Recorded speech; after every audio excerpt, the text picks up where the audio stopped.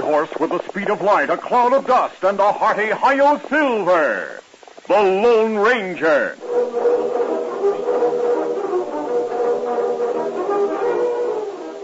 Before this exciting adventure, a word from our sponsor. General Mills, makers of Cheerios, the ready-to-eat oat cereal that gives you go power, and Wheaties, the breakfast of champions, present by special recording, The Lone Ranger. Say, kids, are you in the market for a brand new bicycle, a radio, a record player maybe, or a watch of your very own? Well, there's an easy way to get them at a big discount. Not only the things I mentioned, but many others besides. Just save the rainbow coupons from any of the 5 General Mills cereal favorites, Wheaties, Cheerios, Kix, Sugar Jets, and Trix, or from the Betty Crocker Pick-a-Pack. There are more than 30 different exciting premiums offered. With rainbow coupons, you can save up to 50%.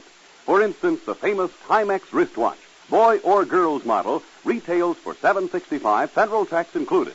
You can get one for only $4.50 and 12 rainbow coupons. To learn more about this terrific plan, look for the Rainbow Corner on your favorite cereal package.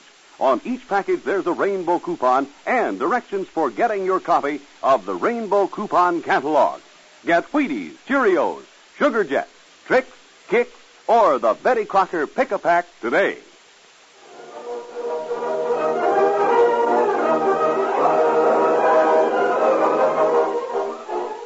With his faithful Indian companion Tonto, the daring and resourceful masked rider of the plains led the fight for law and order in the early western United States. Nowhere in the pages of history can one find a greater champion of justice. Return with us now to those thrilling days of yesteryear. From out of the past come the thundering hoofbeats of the great horse Silver. The Lone Ranger rides again. Come on, Silver. Let's go, big fellow. I'll Silver. Hooray!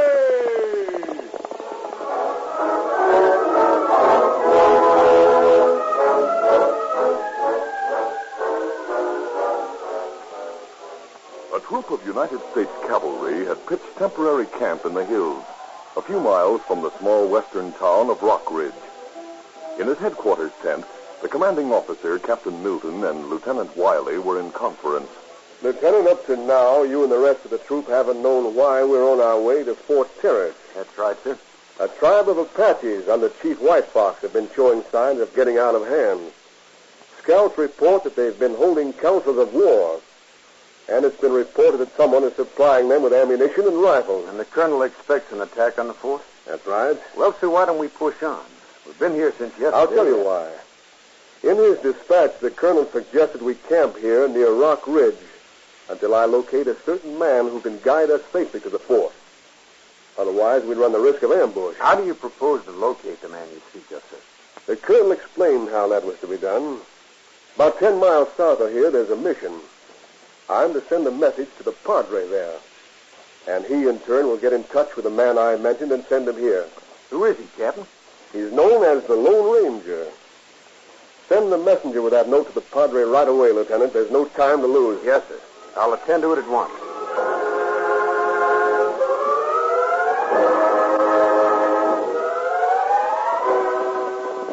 A short time later, one of the troopers carrying the note to the padre left the camp and took the trail toward the mission. He had ridden several miles and was rounding a bend in the trail when...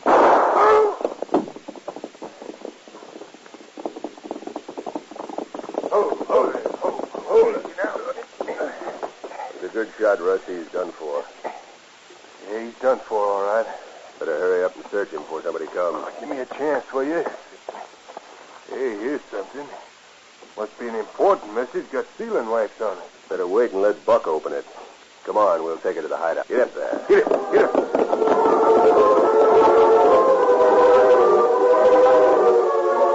Buck Carey was a tall, muscular man, and though living the life of an outlaw had made him hard and cold within, his firm, regular features often assumed a disarmingly pleasant expression. He was lounging on a cot in a corner of the shack when Mort and Rusty entered. Hey, Buck, we got something important. What is it? Sealed message we took from a trooper. He isn't alive to know we got it, though. That's thought they tried to send somebody through with a dispatch. He wasn't riding toward the fort, Buck. He was riding south. Riding south? Well, that's funny. Give me that dispatch. Oh, yeah. Here it is.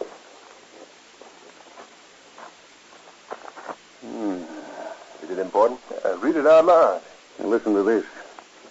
Dear Padre, I've been advised you know the whereabouts of a masked man known as the Lone Ranger. Masked man? Shut up, Rusty. Go on, Buck. It is of the utmost importance that you get word to him at once. Please inform the Lone Ranger that we are camped a few miles south of Rock Ridge and that I anxiously await his arrival. Very truly yours, D.C. Milton, Captain Troop G, U.S. Cavalry. Hey, that's not good, Buck. I heard about that masked man. He's one critter it's best not to tangle. I saw that Lone Ranger once. He rides a big white stallion, wears a black mask and a white hat. Yeah, what about it? Just this. Among the horses they stole from the ranches in the valley, White Fox's Indians brought in a big Arabian horse, a white one. I know White Fox will let me use it. I can make a black mask, and I know where I can get a white hat. Yeah, but why do you want to... Hey, I bet I get your idea. Well, if you don't, I'll tell you. Tomorrow afternoon, I'm going to go to the troopers' camp and pass myself off as the Lone Ranger. The following afternoon, Lieutenant Wiley entered the headquarters tent in a state of subdued excitement. Captain, the masked man is here. Fine. Have him come right in. Yes, sir. The captain will see you now, sir. Oh, thanks, Lieutenant. How do you do, sir? I'm Captain Milton. I appreciate your quick response to my message. I came as soon as I heard from the Padre, Captain. Sit down, sir. Oh, thank you. Captain, the trooper who took the message to the Padre hasn't returned to camp. I thought perhaps he'd return with the masked man. I can tell you about the trooper, Captain. He had a slight accident. Sprained his ankle, as a matter of fact. Oh, sprained his ankle? Yes, it was badly swollen. And though he wanted to return, the Padre and I suggested that he stay a day or so. I'm sorry about it. No, it's all right, sir. It's all right. The trooper earned a short rest by getting you here. What is it you want, Captain? Get us through safely to Fort Terret. Can you do it? Just put yourself in my hands, Captain. The fort is only about 20 miles west of here. I know, but that low range of hills a few miles over yonder is my main worry. I've been warned to watch out for an ambush by the Indians there. There's a narrow valley through those hills that will best serve our purpose, Captain. Be ready to move at dawn. I'll ride toward the hills now and scout around a bit. Oh, and don't worry, Lieutenant. I'll make sure everything will work out just as I've planned.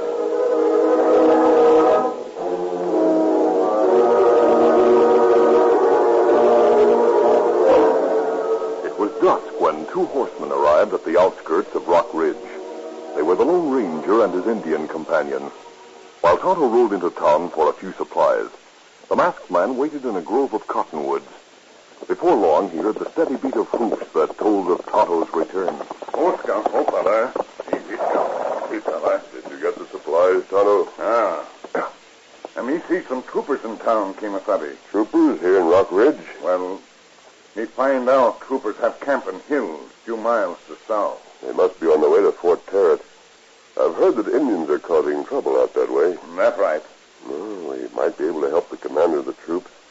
They run the danger of ambush between here and the fort. Maybe it's not safe to go to troopers' camp. I know Colonel Harris, commanding officer of the fort. He told me that if he had to send for reinforcements, he wanted us to guide them through the hills. The colonel said he'd mention us in his dispatches so that we could safely approach the army camp. When you go to see troop commander? We'll ride to the camp at dawn, Tonto. Here's Silver. Right now, we'll go pitch camp nearby, then turn in early for a good rest. Easy, said the big Let's go easy, fella. Oh, Silver. Come up, come.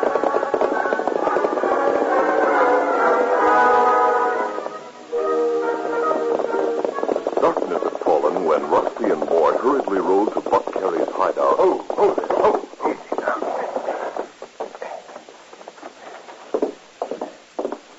White Fox move his braves into the valley for the ambush? We rode up to this end of the valley to find out, Buck, that something happened. What? We come on a couple of other critters watching the Redskins move in there. What's that? That's right, Buck. There were a couple of scouts from the fort. We jumped them and made sure one of them won't talk. We shot the other in the arm, but he got away. You clumsy fools. Why didn't you go after him? We did, but his horse was too fast. He rode toward the Army camp. He'll warn the captain about the Indians waiting in the valley. He'll know I was trying to trick him. I won't dare go back in the morning. Well, there's only one other way for the troops to take, Buck. They won't take a chance on the valley now. What are you driving at? It isn't too late yet to have White Fox move his Indians from the valley, so as to ambush the troops on the other trail. A short time later, Lieutenant Wiley entered the captain's tent. Captain Milton. What is it, Lieutenant? The wounded scout from the fort has just arrived, sir. He's right outside. He wants to see you immediately. Well, have him come in. Yes, sir. The captain will see you. Come right in. Yes, sir. Well, speak up, man. What is it? Scout Hawkins from Fort Terrill reporting, sir. Go on. Two of us came through the narrow valley in the hills yonder, sir, at dusk. We saw Indians filling into the valley on each side. Are you sure? Yes, sir. While we were watching, we were attacked. Jackson was killed. I was hit in my arm, but I managed to get through to your camp. They're getting ready for an ambush, sir. I'm sure of it. Captain, the man who was here this afternoon assured us that... I know, Lieutenant, I know. That when our so-called friend, the Lone Ranger, returns at dawn, he's to be placed under arrest immediately.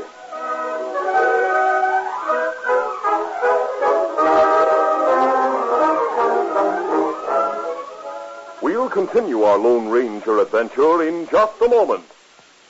When Bill's at bat, the kids all shout, "You can't strike that slugger out."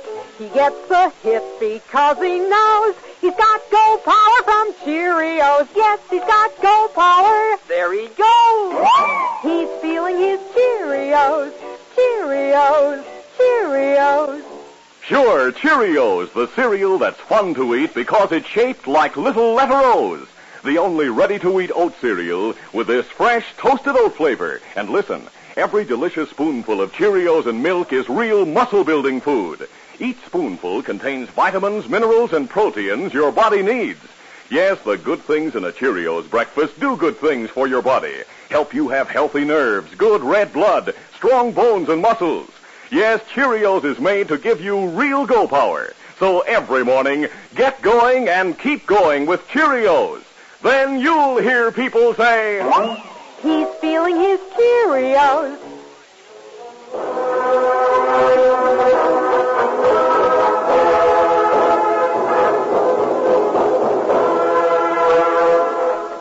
Now to continue. As the first flush of dawn spread over the hills, the Lone Ranger and Tonto were in the saddle, riding toward the army camp to offer their help. As they drew near, the masked man signaled a halt. Tonto, I'll ride on from here alone. Adios. Adios. Come on, Silver.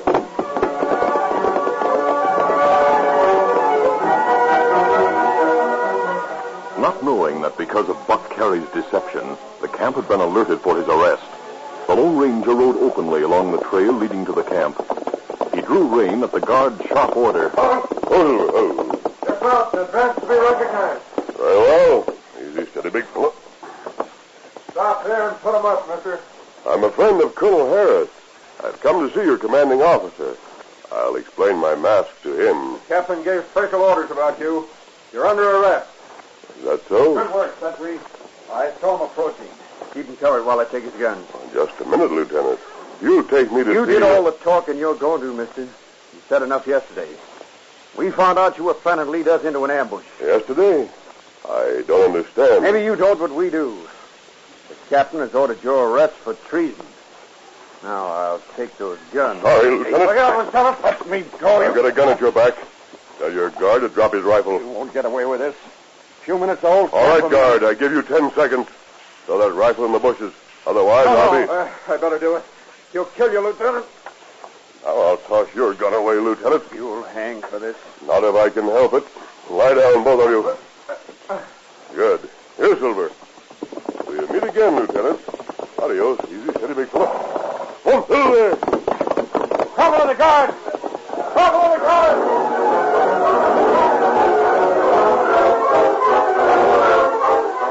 Tonto had heard the commotion in the camp, and he was already mounted and waiting to join the Lone Ranger in his fast flight. The two headed into the hills west of the camp and rode hard until they were sure they were safe. They had reached the hillside at the entrance to the narrow valley when they reined to a halt. Easy, steady now. Easy, fella. What happened, Kimasabi? They tried to place me under arrest, Tonto, for treason. Treason? Me not savvy. Neither do I. But from the little that was said, I have an idea that someone has been to the camp, posing as me. Someone who planned to lead the troop into ambush. That's not good. Tonto, I'm beginning to notice something. What that? Certain signs here on this slope. Look around a bit. Me see 'em. Look like plenty Indian move along here. Signs plenty fresh. Otto, I'm sure the Indians were hiding on the slopes of this narrow valley, waiting to ambush the troopers. They found out the troopers learned of the ambush, so the Indians left here sometime before dawn. If troopers think Indians still here, them not come through valley on way to fort. That's right. The Indians may figure the same way and plan to ambush the troops somewhere else. We'll scout around and find out which way they went when they left the valley. Easy, steady, big fella. Easy, fella. Come on, Silver.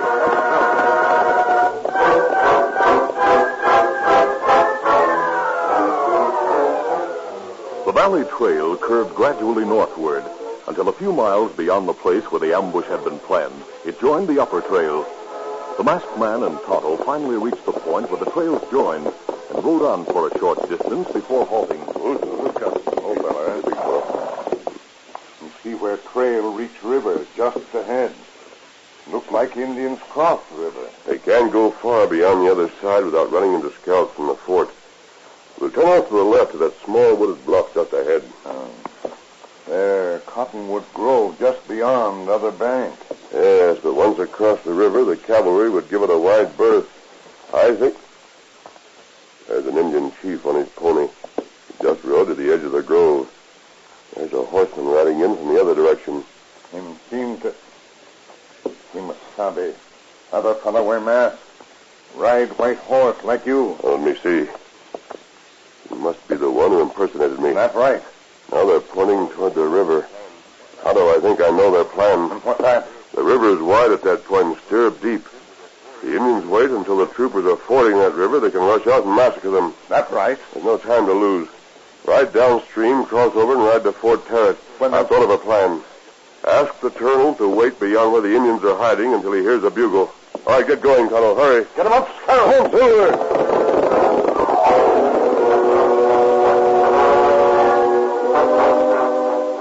Meantime, Captain Milton, with Lieutenant Wiley and the wounded scout, rode at the head of his cavalry troop along the upper trail. Hawkins, I hope I'm right in following your advice to use the upper trail. Don't worry, sir. This upper trail runs through open country all the way to the river. Once across that, we'll have no worries. Well, I'll have to take your word for it. Get up there. Hey, somebody riding down the trail. Coming fast. Maybe another scout from the fort, sir.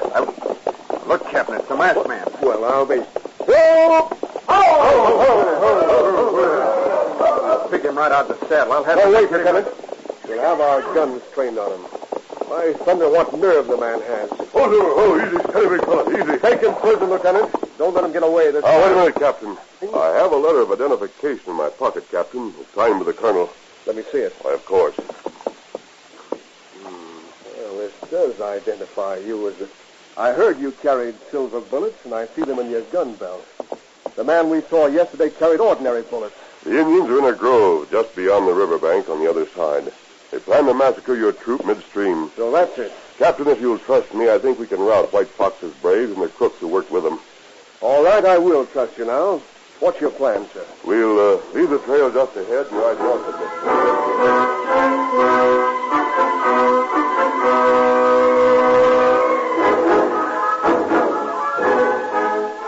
There's something funny about this, Rusty. I felt sure the troopers had reached the river before now. Yeah, but I don't... Hey, did you hear that? Hey, what? The troopers! They're coming down along the riverbank on this side. Must have been tipped off. But we have enough Indians to hold them off. Yeah, another bugle. They came from west of here, toward the fort. Look, coming over the hill back of us. The soldiers from Fort Tarrant. The Indians will be trapped. Come on, get your horses quick. Make for the river. As the troopers moved in from each side, they gradually spread out so that the Indians had no chance to escape. The battle waxed fierce and hot, and the great figure of the Lone Ranger could be seen in the thickest part of the fray. As the masked man helped fight back the furious onslaught of the frenzied Indians, he caught sight of Buck Terry making a break for the river. The Lone Ranger moved out of the fight and rode after the fleeing figure. The mighty Silver responded to the urgent cry of his master and steadily closed the gap between the Lone Ranger and Buck. Many of the fighting troopers and Indians gaped in open wonder as they saw what seemed to be two identical masked men on white horses racing toward the river. That's a big fellow, faster. Buck glanced back and seeing the masked man behind him frantically clawed for his gun, which slipped from his shaking fingers and fell to the ground. He wondered why the Lone Ranger didn't shoot. A moment later, he found out when the great Silver pulled alongside. Get off that horse! With a mighty leap, the Lone Ranger dragged Buck from the saddle. On your feet! I'll kill you. Oh, will you? The Lone Ranger and Buck exchanged heavy blows, and for the moment seemed well matched. Soon Buck's expression changed to one of wonder, then fear, as the Lone Ranger rained hammer-like blows that rocked the outlaw on his heels. This is for what you try to do to the troopers. Oh, that's so. Dang it! The big outlaw took first one blow, then another to the jaw. Forceful blows that were more than any man could stand, and with a groan he fell to the earth. All right, you're through.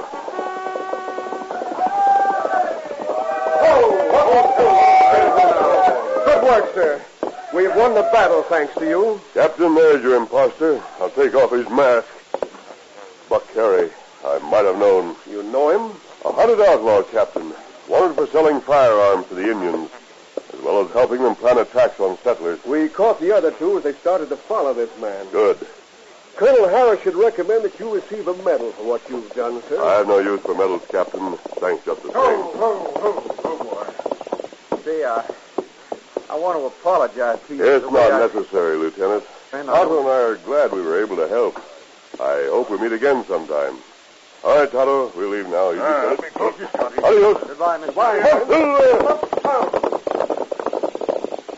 Lieutenant, there goes a loyal American who will be remembered long after the rest of us are gone and forgotten.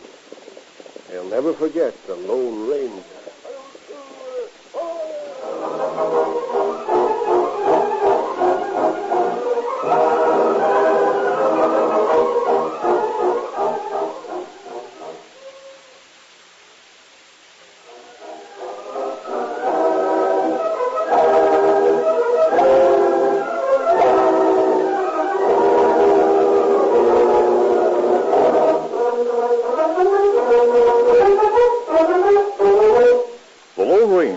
Copyrighted feature of the Lone Ranger Incorporated is produced by Trendle Campbell Muir Incorporated. The part of the Lone Ranger is played by Brace Beamer. Your announcer, Fred Foy.